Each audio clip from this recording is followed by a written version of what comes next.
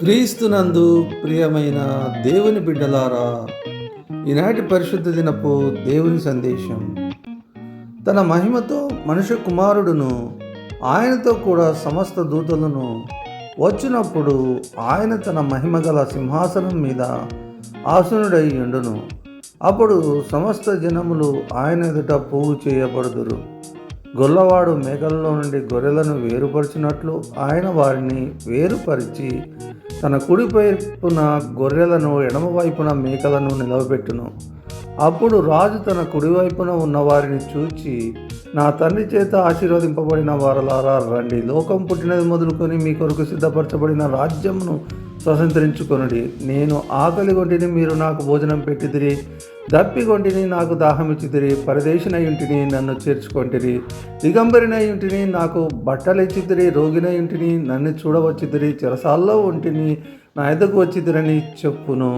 అందుకు నీతిమంతులు, ప్రభువా, ఎప్పుడు నీవు ఆకలిగొని ఉండుట చూచి నీకు ఆహారం ఇచ్చితిమి, నీవు దప్పికొని ఉంట చూచి ఎప్పుడు దాహం ఇచ్చితిమి, ఎప్పుడు పరదేశం ఉండుట చూచి నేను చేర్చుకొంటిమి, దిగంబరి ఉండుట చూచి బట్టలిచ్చితిమి, ఎప్పుడు రోగి ఉండుట అయినను చెరసాలలో ఉండుట అయినను చూచి నీ వద్దకు వచ్చితిమని ఆయనను అడిగెదరు. అందుకు రాజు మిక్కిలి అల్పులైన ఈ నా సహోదరులలో ఒకనికి మీరు చేసిదిరి కనుక నాకు చేసిదని నిశ్చయంగా మీతో చెప్పుచున్నానని వాడితో అనును. అప్పుడు ఆయన ఎడమ వైపున ఉండు వారిని చూచి, శపించబడిన వాళ్ళారా, నన్ను విడిచి అపవాదికిని అనగా సాతానుకును అని దూతలకును సిద్ధపరిచిన నిత్య అగ్నిలోనికి పోవుడి.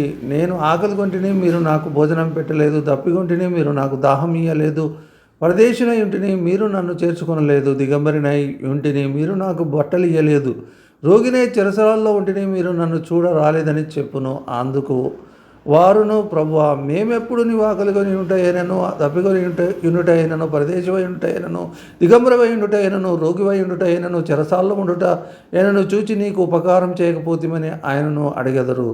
అందుకు ఆయన, మిక్కిలి అల్పులైన వీరిలో ఒకరికైనాను మీరు అలాగూ చేయలేదు కనుక నాకు చేయలేదని మీతో నిశ్చయముగా చెప్పుచున్నానని వారితో అనును. వీరు నిత్య శిక్షకు, నీతిమంతులు నిత్య జీవమునకు పోవుదురు. మత్తయి సువార్త 25వ అధ్యాయము 31 నుంచి 46 వచనములు. ప్రేమన పరలోకపు తండ్రి, ఈ యొక్క పరిశుద్ధ దినమందు చదవబడిన వాక్య భాగమును బట్టి మీకు స్తోత్రములు. ప్రభా, ఈ వాక్యాన్ని మేము గ్రహించుకునేలాగాన మాకు ఆత్మీయ జ్ఞానమును దయచేయండి తండ్రి. తీర్పు ఏ విధంగా జరుగుతుందో హెచ్చరికనుంది తండ్రి. జాగరూకులమై ప్రభా, మీకు ఇష్టలుగాను మీ అనుగ్రహం పొంది మీ యొక్క మంచి ప్రదేశం, మీరు ఇచ్చినటువంటి ప్రదేశంలో ఉండుటకును, ఆ యొక్క అగ్ని శిక్ష నుంచి తప్పించబడుటకును సహాయం దయచేయాలని యేసుక్రీస్తు వారి దివ్యనామంలోనే ప్రార్థించి వేడుకొనుచున్నాము తండ్రి. ఆమెన్.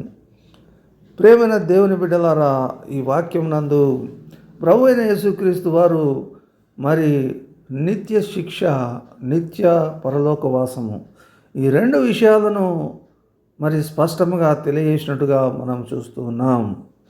అదేమైనా మరి ప్రభు ఆశించినటువంటి ఫలితములు ఫలింపని జనమునకు మరి నిత్య శిక్ష అనియు, ప్రభువును అనుసరించి ప్రభు యొక్క మనసు ఎరిగి మరి ఆయనకు ఇష్టమైన పనులు చేసిన వారికి పరలోకంలో మంచి స్థలమును ఇచ్చునని ఈ వాక్యపు సారాంశము. కాబట్టి ప్రియమైన వాళ్ళారా, మనకు సమయం ఉండగానే మనము తీర్మానము చేతము. అదేమనినా మరి ఆకలి కొనిన వారికి, మరి దప్పికొనిన వారికి, మరి రోగి అయిన వారికి, మరి చెరసాలలో ఉన్న వారికి, అది ఎలాంటి బంధకమైనను ఎటువంటి ఇబ్బందిలో ఉన్న వారికైనాను మనము ఉపకారము చేయబద్ధులమై ఉన్నామని ప్రపంచంలో మరి ఎవరికీ లేని సందేశం మనకు ప్రభువు ఇస్తూ ఉన్నాడు, బాధ్యత ఇస్తున్నాడు. కాబట్టి ప్రియమైన వారులారా, వారు వీర అనక మనము చేయగలిగినటువంటి మేలు వీరికి చేయగలిగినట్లయితే మనము ధన్యులమగుదామని ఈ వాక్యము మనకు హెచ్చరిక చేయుచున్నది. కాబట్టి ఆ విధంగా మనము జీవితాన్ని మలుచుకున్నట్లయితే మనకు మానసిక స్థితి, మరి ఈ శ్రమలు మనకెందుకు అనుకోకుండా కొంత మనము ప్రభు ఆజ్ఞను, ప్రభు నమ్మినందుకు, ప్రభు మంచివాడు కాబట్టి ప్రభు మంచి పనులు చేయుననియు, మరి ఆయన యొక్క హృదయం ఎంతో మంచిదని మనం తెలియజేయ విధంగా మనం ప్రవర్తించవలను. ఉపకారం చేయ బద్దులమై ఉన్నాము. కాబట్టి అట్టి పనులు మనము చేయుటకు దేవుడు మనకి నడిపింపును, శక్తిని, సహాయమును దయచేయునుగాక. ఆమెన్.